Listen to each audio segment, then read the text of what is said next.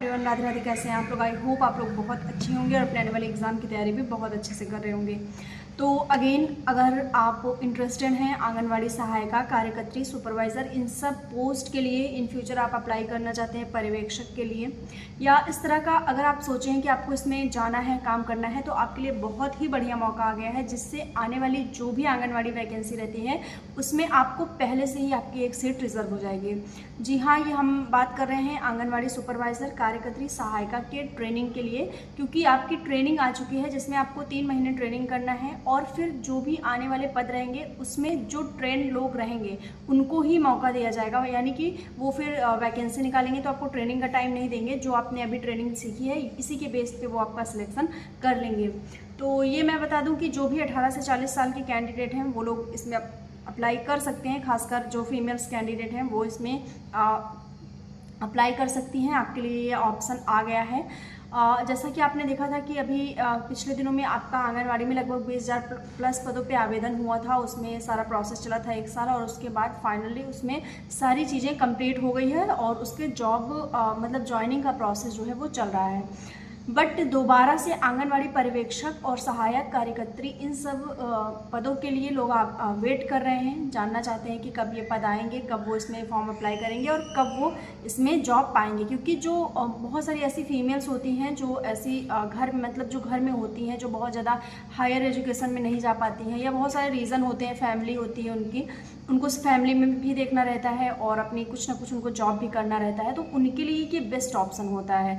क्योंकि सब लोग इस चीज़ को नहीं समझते, बट हाँ, अगर जो एक रूरल एरिया में है, जो लेडी है जो काम करना चाहती है, तो अगर उसको इस तरह की जॉब मिलती है तो वो एक्चुअली में उसके लिए बहुत ही ज़्यादा अच्छा होता है। तो वही मैं आज आपको बताने वाली हूँ कि आपको ट्रेनिंग का टाइम आपका आ गया है, आपको ट्रेनिंग की ज़रूर कर लेनी है अगर आप आने वाले डेज़ में आंगनवाड़ी कार्यकर्त्री, सहायिका इन सब के लिए आवेदन करना चाहते हैं। तो अगर मे बी पोस्ट नहीं भी आती है, संविदा पे आपकी भर्ती होती है, तो भी आपकी ये ट्रेनिंग उसमें ज़रूर से ज़रूर काम आएगी।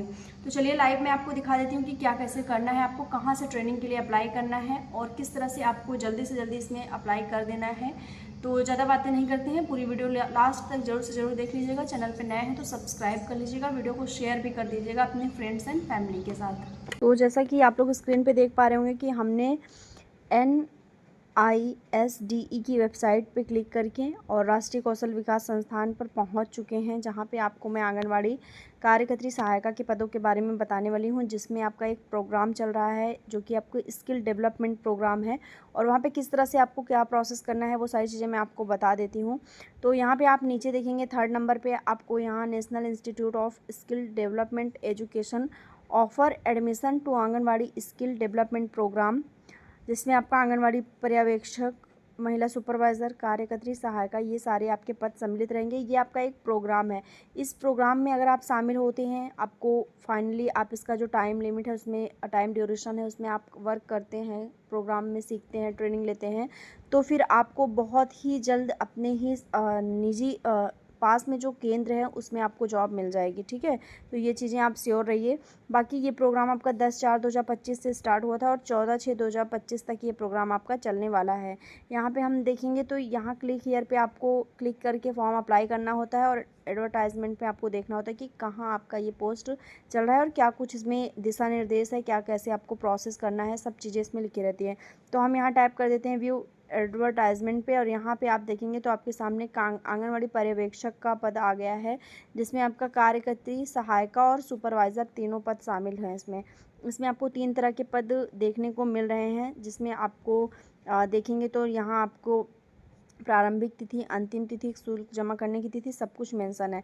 प्रारंभिक तिथि मैंने आपको बताया कि 10/4/2025 से आपका फॉर्म अप्लाई होना स्टार्ट हो रहा है और 14/6 इसकी लास्ट डेट है। आपकी लास्ट डेट जो है वो 14/6 इसमें रखी गई है। ठीक है, और स्टार्टिंग आपकी डेट मैंने आपको बता दिया है कि स्टार्टिंग आपकी 10/4/2025 से हो रही है। फिर नीचे देखते हैं इसमें शैक्षिक योग्यता, तो आपका जो भी आंगनवाड़ी सुपरवाइज़र का है, आंगनवाड़ी कार्यकर्त्री का है और आंगनवाड़ी सहायिका, तीनों में आपकी शैक्षिक योग्यता अलग अलग है। सुपरवाइज़र के लिए स्नातक पास होना चाहिए, यानी आपने ग्रेजुएशन अगर किया है तो आप सुपरवाइज़र के लिए अप्लाई कर सकते हैं। कार्यकर्त्री के लिए आपका 12th होना ज़रूरी है और सहायिका के लिए आपने 10वीं पास किया हो तो आप इसमें अप्लाई कर सकते हैं। एज भी आपकी अलग अलग है। आपका सुपरवाइज़र के लिए 18 से 37 साल है, सहायक कार्यकर्त्री के लिए 17 से 35 साल है और सहायिका के लिए 17 से 35 साल है। ठीक है, अब बात करते हैं कि ये ट्रेनिंग या जो प्रोग्राम इसको हम बोलें वो कितने दिन तक चलेगा। तो ये आपका लगभग 3 महीने तक चलेगा। ठीक है, सुपरवाइज़र का आपका 3 महीने के लिए आपको ट्रेन किया जाएगा और आपका जो सहायिका है उसमें आपको 2 महीने के लिए ट्रेन किया जाएगा। जो आपका कार्यकर्त्री है उसमें भी आपको 2 महीने के लिए ट्रेन किया जाएगा। ट्रेन मतलब आप समझते हैं कि जब भी आंगनवाड़ी की कोई वैकेंसी आती है तो उसमें वो लोग आपका एग्ज़ाम करवाते हैं, प्रोसेस करवाने के बाद वो आपको ट्रेनिंग देते हैं 2 से 3 महीने की, फिर आपको काम पे वो रखते हैं, मतलब अपना काम वो करवाते हैं। लेकिन ये जो आपका वेबसाइट है या जो ये आपकी जो ऑफ़र है, ये एक प्रोग्राम स्किल है जिसमें आपको कोई पहले आपकी वैकेंसी नहीं आ रही है, लेकिन ये आपसे ये प्रोग्राम करवा के ये ट्रेंड आपको कर दे रहे हैं। पॉसिबिलिटी है कि आने वाले डेज़ में जब भी ये वैकेंसी आती है तो उसमें आपको ये चीज़ ज़रूर से ज़रूर मांगेंगे कि क्या आपके पास सर्टिफिकेट है या नहीं है। ठीक है, तो इसलिए ये करना बहुत ही ज़्यादा इम्पॉर्टेंट हो जाता है। फिर इसमें जो भी आपको फॉर्म भरने के जो भी दिशा निर्देश हैं वो सारी चीज़ें यहाँ पे लिखी हैं, डॉक्यूमेंट्स वगैरह यहाँ पे लिखे हैं। आपको ईज़िली ये सारी चीज़ें पढ़ लेनी है। ईमेल आईडी आपकी वैध होनी चाहिए, पहचान पत्र होना चाहिए, शैक्षिक योग्यता प्रमाण पत्र, सिम कार्ड वाला मोबाइल नंबर, फ़ोटोग्राफ, हस्ताक्षर, ये सारी चीज़ें आपको होनी है। इसमें आपके पास अगर है तो आप इसमें अप्लाई कर सकते हैं। नेक्स्ट फिर आपको जब रजिस्ट्रेशन करेंगे और आपके पास OTP आएगी, आपको फिल कर देना है, लॉगिन कर लेना है। लॉगिन करने के बाद आपको हस्ताक्षर, फ़ोटो, फ़ीस सब कुछ अपलोड कर देना है। जो जो उसमें स्टेप बाय स्टेप आता जाएगा आपको अपलोड करना है। कुछ भी इसमें सीखने की आवश्यकता नहीं है, सब कुछ इसमें लिखा रहेगा, बस आपको फिल करते आगे बढ़ना है। ठीक है, आपको बहुत ही केयरफुली फिल करना है और आगे बढ़ जाना है। और ये सब एडिट करने के बाद आपका कंप्लीट हो जाएगा वेरिफिकेशन और आप इसमें अप्लाई करके अपना प्रोसेस कंप्लीट कर सकते हैं। अब बात कर लेते हैं इसमें फ़ीस की। तो देखिए, जो आपके सुपरवाइज़र की फ़ीस है वो आपकी 500 रुपये है। जनरल की फ़ीस और EWS की फ़ीस, जो भी मतलब UR कैंडिडेट हैं और EWS हैं उनकी 500 है तीनों की। सुपरवाइज़र की, कार्यकर्त्री की, सहायिका की, तीनों की 500 है। OBC SC ST में OBC का भी आपका 500, SC ST में आपका 400 रुपये रखा गया है। SC ST वालों की फ़ीस 100 रुपये कम है। तो SC ST वाले तीनों मतलब तीनों भी पद में किसी के लिए भी अप्लाई करते हैं तो आपको 400 रुपये 500 रुपये आपका निर्धारित किया गया है। अब इसमें एक चीज़ और लिखा है कि शुल्क भुगतान आपका 5वां चरण है, 5वां स्टेप है। और अगर इस स्थिति में शुल्क भुगतान के बाद आपके 24 घंटे के बाद आपका जो पोर्टल है वो खुलेगा। यानी कि आप अगर जैसे फ़ीस अप्लाई कर देते हैं तो फिर वो आपका वेरिफिकेशन के लिए चला जाता है और 24 घंटे के बाद आपको फॉर्म अपना इस वेबसाइट पे दिखने लगेगा।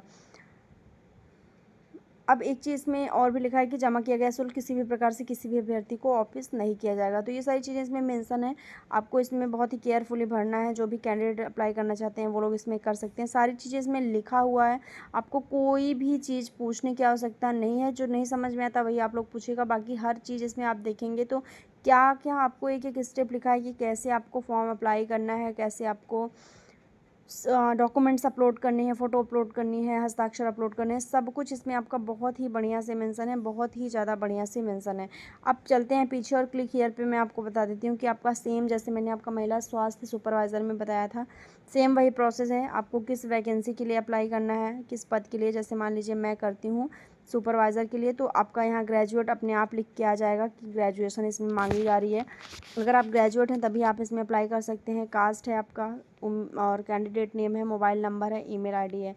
ठीक है, ये सारी चीज़ें हैं। फिर आप OTP यहाँ क्लिक कर देंगे तो आपके पास OTP आ जाएगी। बाकी और जो भी प्रोसेस हैं सब कुछ इसमें लिखा है, ये आपको पढ़ लेना है और फॉर्म इसमें अप्लाई कर देना है। तो मैंने इसमें जितने भी स्टेप बताए हैं वो आपको समझ में आ गया होगा। आप ये वीडियो कहाँ से देख रहे हैं ज़रूर से ज़रूर कमेंट करिएगा।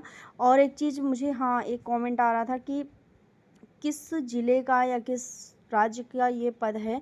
तो ये ऑल ओवर इंडिया है, ऑल इंडिया है, ये कहीं से भी हैं, आप किसी भी स्टेट से हैं तो आप इसको कर सकते हैं, इस प्रोग्राम में शामिल हो सकते हैं।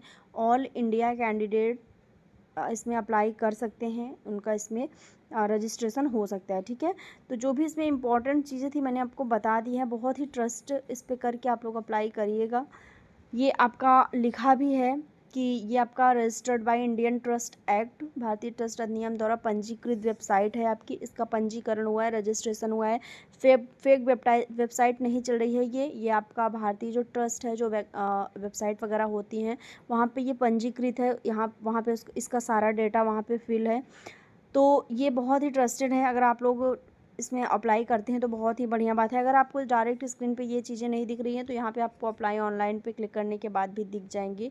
और एक चीज़, किसी भी वेबसाइट से अगर आप फॉर्म भरते हैं तो सबसे पहले आपका उसमें लॉगिन होना चाहिए, यानी आपका उसमें एक प्रोफाइल होना चाहिए। आपका नेम, मोबाइल नंबर, जो भी उसमें कुछ बेसिक चीज़ें होती हैं वो आपको फिल करके आपको प्रोफाइल बना लेना है। तो आप चाहे वो सेवा योजन पोर्टल हो या ये आपका NISD की DE का ये वेबसाइट है, national Institute of Skill Development education का, आपको दोनों पे प्रोफाइल बना लेना है और फिर इसके अंतर्गत आपको काम करना है। ठीक है, तो आई होप आपके सारे डाउट क्लियर हो गए होंगे जो भी मैंने आपको बताया है।